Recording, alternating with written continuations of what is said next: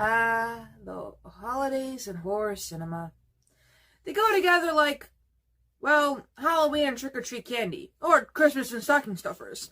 Since the likes of 1974's Black Christmas and 1978's Halloween codified the concept of attaching horror scripts, soft and slasher movies, in this particular period to popular American holidays, there's been practically no red-letter day out there that hasn't been exploited by a low-budget horror filmmaker at one point or another.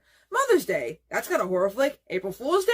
Yep, horror movie. Even President's Day inspired a horror film at one point. With the more prominent American holidays, you can take your pick from dozens or even hundreds of options. Christmas is perhaps the undisputed king of the holiday horror, yielding so many films on an annual basis since the 1980s. The Paste's own Christmas horror movie list is now 25 entries long. I'm reading off a Paste magazine. They have like a list of Christmas horror movies, in case you want to know.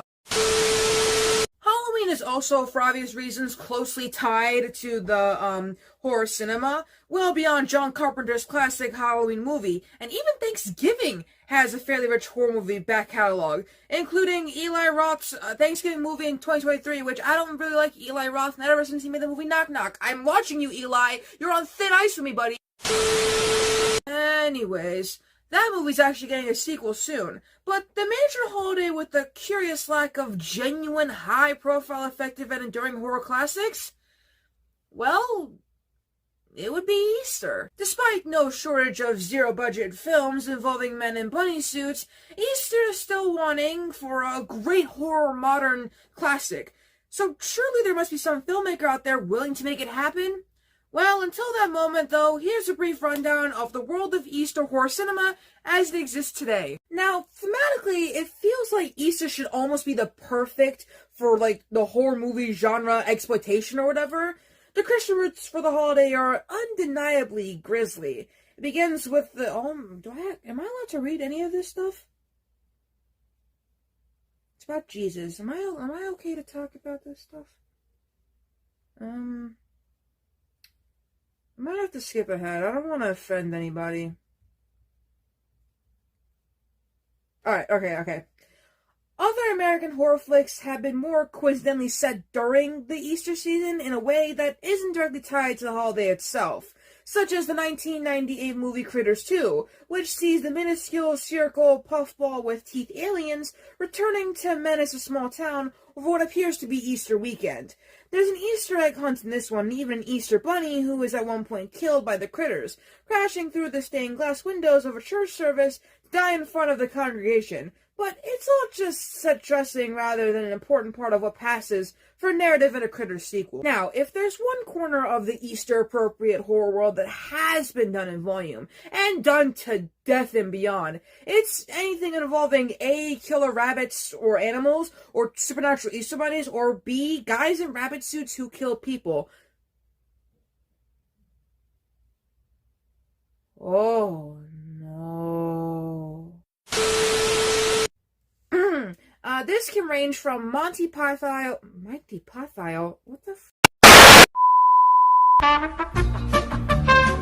Monty Python style tiny killer rabbit hijinks to mutated giant monster bunnies to half men, half rabbit hybrids to conventional slasher fare that just so happens to involve a dollar store bunny costume.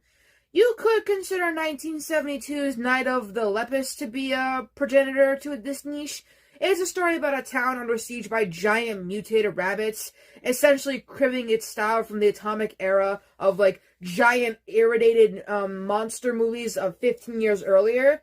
Today it stands out for the unintentional humor of its forced perspective special effects, which for the most part simply superimpose swarms of actual adorable rabbits against miniature sets while occasionally splashing a little red dye around their mouths in an attempt to make them appear vicious.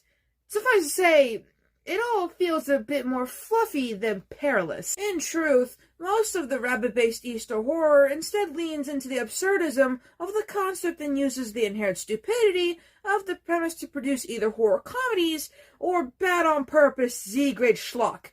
This is true of so many of the more recent attempts at Easter horror, which typically feel as if they're the result of a pun title being written first and then the bare bones outline of a film reverse engineered to see fit. See, the likes of Finnish slasher comedy Bunny the Killer Thing, jackalope horror comedy Easter Bloody Easter, and jaw-droppingly horrendous CGI bunny monster vehicle Beasterday Here Comes Peter Cottontail.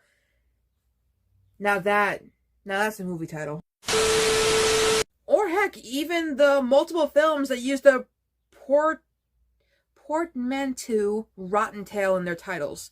I didn't know that was a word. Anyways, the latter is particularly grating 2019's Rotten Tail, which is like an Easter horror movie by the way of Troma, featuring a half-man, half-bunny science experiment turned into a foul-mouthed, wisecracking super soldier in the mold of the Toxic Avenger.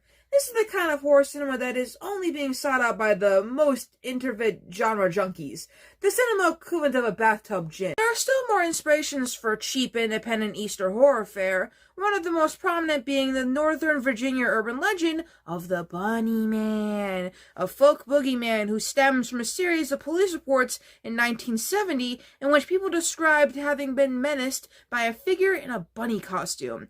Now, given the popularity of urban legends as a basis for cheap independent horror cinema, public domain, it should come as no surprise that there's a veritable fistful, possibly dozens of films related to the Bunny Man, but none of which should be anyone's priority to see. Ditto to the likes of last year's Easter Evil, which appears to be a colorful, zero-budget John Waters Easter riff. Well, at least that's a less utilized niche, I'll give him that. To date, the one and only largely effective piece of Easter horror-themed movie that this, website has encountered isn't actually a feature film at all, but rather a short entry in a larger horror analogy, and that's 2016's Holidays. It isn't an anthology of particular note, and it doesn't make Paste Magazine's master list of the best horror anthology movies, but its lauded Easter segment does contain the best take that they've seen to date on the idea of presenting the Easter Bunny as a figure of supernatural horror. I'm not going to spoil it in case you want to watch it, but to date it's the closest thing we have to a unit of genuinely effective Easter horror. Yeah, and it looks horror, alright, I'm not fucking.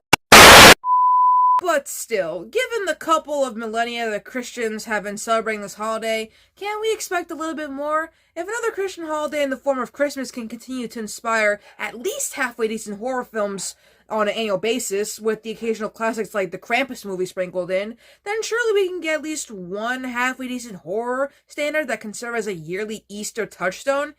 Even St. Patrick's Day has the Leprechaun series, for God's sake. This Easter, I want to find a new bloody horror classic waiting for me in my basket. Well, they do, I don't. All my basket is clean, thank you very much. Alright? That's the whole video. Let me know in the comments down below if you guys want an Easter horror film. I think we should get one. Think of all the holidays we have that have horror films.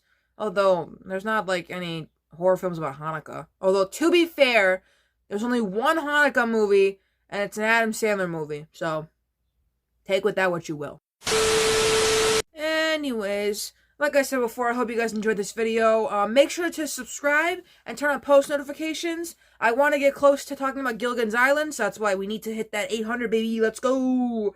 And then, I have decided on what to do with the Disney Forgotten Obscure Movies. I won't title them that. That's too long of a title. I will try to make an intro, and then I'll make a playlist of all of the things I'll be talking about in that, series. So, there's a plan for that. The Partially Lost and Found box will just be called that, and it'll be like episode 1, episode 2, episode 3, and stuff like that. I just wanted to mention that in this video in case you guys were curious. But, yeah. Don't forget to like this video, and, comment down below if you know any, like, Easter horror films that this website didn't mention or whatever. And I will see you all in the next video, where I'll be talking about how Black Cauldron almost killed Disney Animation back in the 80s, like the late 80s. That's when Black Cauldron came out. It came out like 40 years ago almost. Well, these articles from last year, so you know what I mean.